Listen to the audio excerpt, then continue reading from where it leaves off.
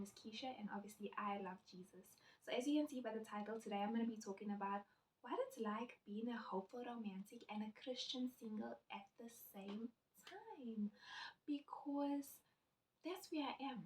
I'm hopeful and I love romance, but at the same time I'm also single. I'm a Christian girlie, and I'm just going to talk about what it's like being in this space, and hopefully it'll help someone that is also in the space, whether now or whether to come.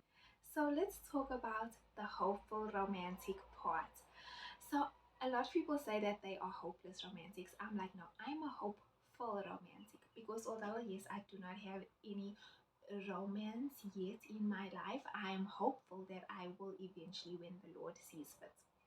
So I love romance. I'm a hopeful romantic. I can watch 1,000 romance movies with the same plot, the same sorts of characters, and still be like, oh, I read so many romantic books. I just finished a romantic book, and for me, it's just like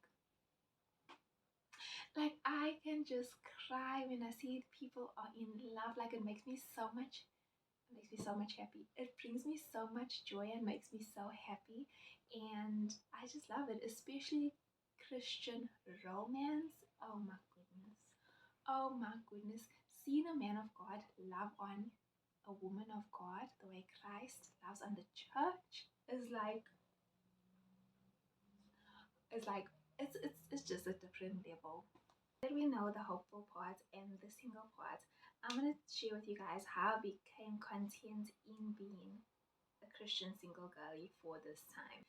So I had to surrender that desire to the Lord, and I had to let go of what I thought was supposed to happen by now, or what I thought my relationship journey would have been. And trust me, it was not easy to surrender. I'm still in the process of surrendering, because there are moments where I'm like, I'm completely surrendered, and then there's moments where I'm like, but Lord, I would like to, just have someone, and there's nothing wrong with that. The Lord understands our desires, but we also have to surrender the desire. So it doesn't, so we're not dwelling on that. We are rather dwelling on the Lord. So that was the first step that I had to do in order to be content, is I had to surrender the desire. The second thing is I had to believe again. And I know that I said, yes, I have to surrender the desire, and I have to surrender that, but I had to start believing again.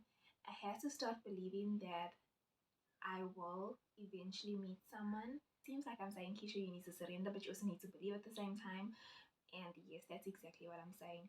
I had to surrender, and then I had to believe again. I had to believe that it will happen in the Lord's perfect time, and I have to believe that I'm worthy.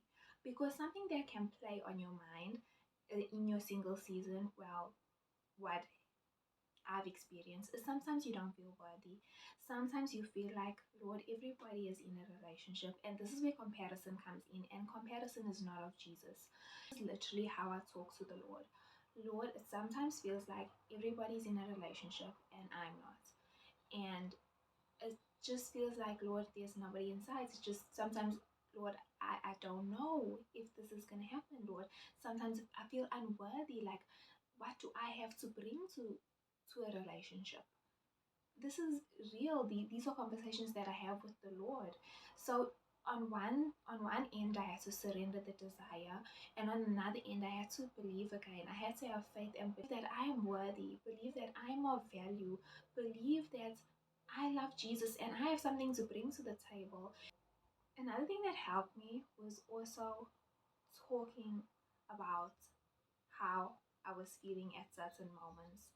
Like when I had moments of doubt, where I had moments of sadness or of loneliness, I would talk about it and be honest about it.